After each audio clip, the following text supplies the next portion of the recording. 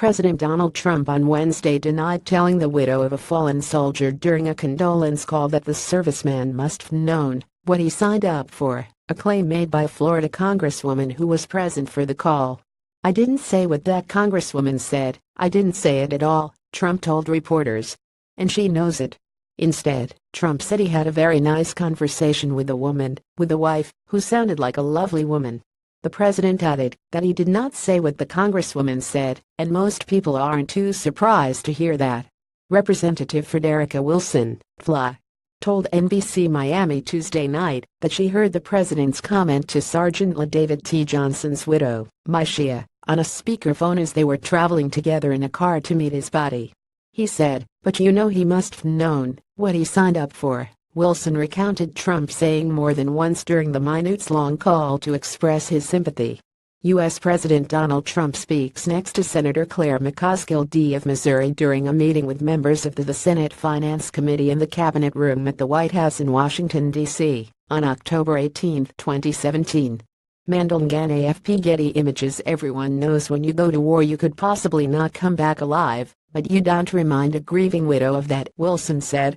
"That's so insensitive. He didn't even remember his name," Wilson recalled Myshia Johnson telling her. After hanging up with the president, the congresswoman told MSNBC's Morning Joe on Wednesday. "That's the hurting part," Wilson said. A family member of the fallen soldier told The Washington Post, "President Trump did disrespect my son and my daughter, and also me and my husband." Related deadly ambush highlights America's growing mission in Africa. Wilson described Johnson's family as astonished by Trump's comment. The president first hit back at Wilson's recollection earlier Wednesday, tweeting that the Democrat congresswoman totally fabricated what I said to the wife of a soldier who died in action, and I have proof. Sad, but that only led to a back-and forth between Wilson and Trump that lasted all day. Moments after Trump's tweets, Wilson, on CNN's New Day, said she had evidence to support her account of the call.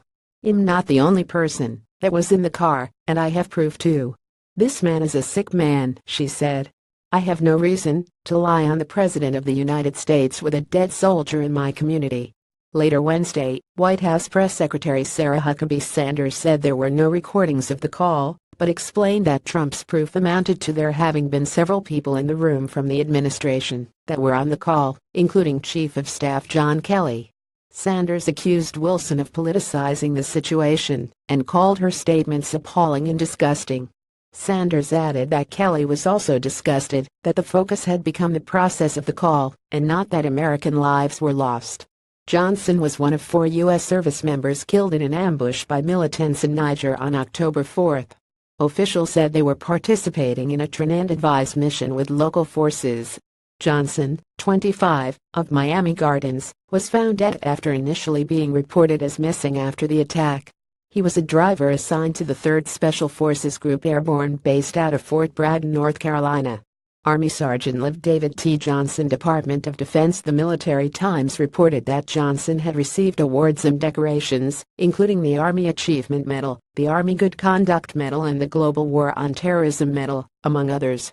The White House said Tuesday that the president had called the families of all 4 service members who were killed in Niger. Asked about Wilson's characterization of the call, a White House official said Tuesday night that the president's conversations with the families of American heroes who have made the ultimate sacrifice are private. Trump on Monday falsely claimed that former President Barack Obama didn't call the families of fallen service members while he was in office, but when pressed admitted that he didn't know Obama's practice. Former Obama administration officials, including Eric Holder, who was Attorney General, disputed Trump's claim. Even Republicans criticized Trump's remarks about Obama. "I don't think that was appropriate," Senator Lindsey Graham, RS.C., said Wednesday. In a radio interview on Tuesday, Trump defended his claim by alluding to former Gen. John Kelly's son, a Marine who died in Afghanistan in November 2010. A current White House official told NBC News on Tuesday that Obama did not call Kelly, currently the White House Chief of Staff, after the death of his son. Correction, October 18, 4:20 a.m. Eastern Time. An earlier version of this article misstated the military status of Sergeant David T. Johnson. He was assigned to the 3rd Special Forces Group Airborne. He was not a Green Beret. The article also misstated when the attack occurred. It was on October 4, not last week.